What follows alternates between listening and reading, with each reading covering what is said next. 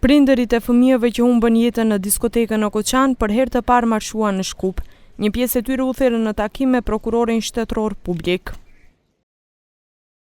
Duke u përgjigjur gjitha pyetjeve të parashtruara dhe dilemave të afërmëve të viktimave, prokurorët i siguruan se hetimi është gjithëpërfshirës dhe se merren parasysh gjithë aspektet e përgjegjësisë eventuale për ngjarjen tragjike.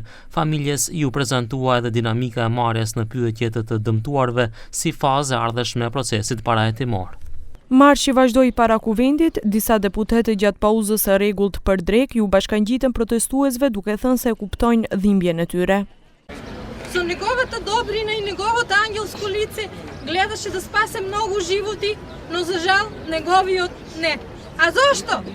Затоа што беа оставени сами на себе да се борат и да се спасуваат едни со други.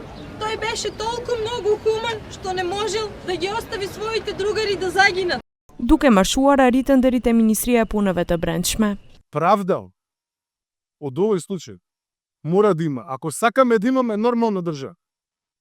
Овие деца, ако сакаме да имаме нормална држава, не треба никогаш да бидат заборавени.